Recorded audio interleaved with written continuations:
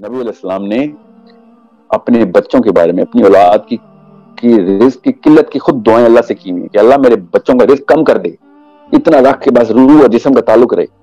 ایسا کون سا باپ ہے؟ یہ کون سے سٹینڈرڈز کے اوپر دعا کی جا رہی؟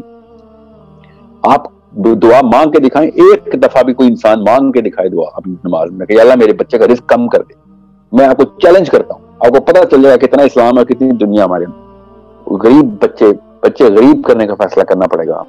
بچوں کو کئی دفعہ مفلسی کی ٹریننگ دیں، کوئی بات نہیں. دنیا کی سکسیس جو ہے نا وہ اس لیے نہیں ملتی کہ دنیا میں سکسیسفل ہو جائیں.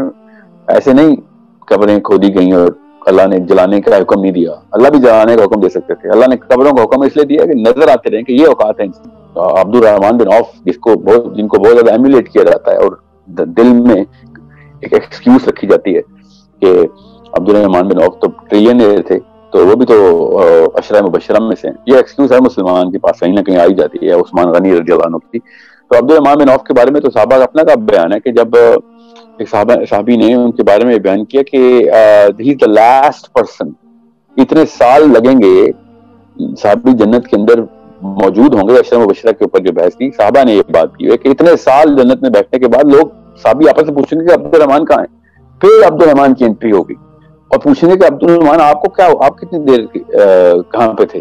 ابھی ہم تو جنت میں بیٹھے اتنے سالوں سے انجوائے کر رہے ہیں. ہی ول سے کہ میں ابھی تک ایک پائی کا حساب دے رہا تھا. دنیا میں زیادہ تر لوگوں نے، مسلمانوں نے نہیں، زیادہ تر لوگوں نے قوم میں ترقی کیا، وہ ان کے ٹاپ کے لیڈرز غربا تھے، عمرا نہیں تھے. اور جب کسی قوم نے اپنے امیوں کو، عمرا کو لیڈرشپ دیا، وہ قوم پست ہو گئی.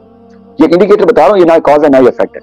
یہ انڈیکیٹر دیکھ لیجیے گا کہ جس قوم کے لیڈرز جو ہے نا وہ بلینئرز ہوتے ہیں، وہ قوم منہ کے بل گر رہی ہوتی ہے. اور جس قوم کے لیڈرز غریب ہوتے ہیں تو وہ قوم آسمانوں پہ چل رہی ہوتی ہے، چاہے وہ نان مسلم کیوں نہ ہو. میں آپ کو آسان ہسٹری اٹھا کے دیکھیں، آپ کو نظر آ جائے گا کہ جب لیڈرز جو ہے نا وہ دنیا سے اجتناب کرنے والے ہوتے ہیں تو وہ لالچی نہیں ہوتے.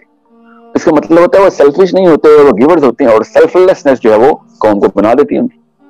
ان کے نیچے بھی پھر سیلف لیس ہیروز کریٹ ہوتے ہیں. جیسے ہی سیلفش چیز جو ہے وہ لیڈرشپ میں آ جائے تو وہ پھر باقی اپنے اپنے اپنے اپنے اپنے خاندان کے بچے بھی کھا جاتے ہیں.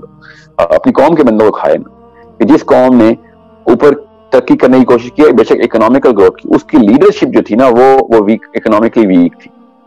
اور جس قوم کے اندر وہ عمرا اور بلینئرز کو لیڈر بنایا گیا، وہ بلینئر نہیں جو بعد میں ہو گئے تھے یا تھے ہی پہلے سے، they couldn't really understand the fact کہ کس طریقے سے جو ہے نا ایک سنگل انڈیویجول کے ساتھ میں ایمپتائز کروں اور اس کی رائٹس کی طرف جو ہے نا وہ ایک اسٹرکچر کریٹ کر کے دے دوں کہ وہ کسی اور کنفیوژن کا شکار نہ ہو کہ سسٹم ٹھیک ہے ہمارا یا ویژن ٹھیک ہے ہمارا کہ نہیں. اگر ایک طرف موو کریں اور پوری طرح دنیا کے ہوں، اور جب تک پوری طرح دنیا کے نہیں ہوں گے تو پھر ڈپریشن ہی ہوگی. جب بھی ایک انسان آدھا پیتر آدھا بٹیر ہوا ہے نا تو اس کو ڈپریشن ہی ہوئی ہے.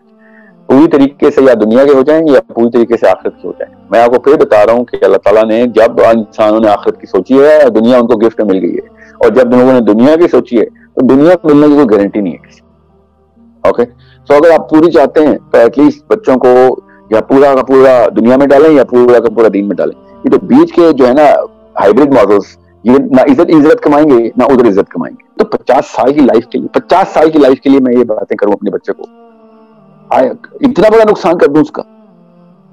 کس قسم کا خائن آدمی ہوں گا کہ اپنے بچوں کو اتنا بڑا نقصان کر دوں کہ 50 سال تیری عیاشی اور 50,000 سال تیری جو ہے نا وہ بدبختی، اور اس کے بعد ہزاروں کروڑوں سال کی بدبختی اس کے بعد ویٹ کرے گی.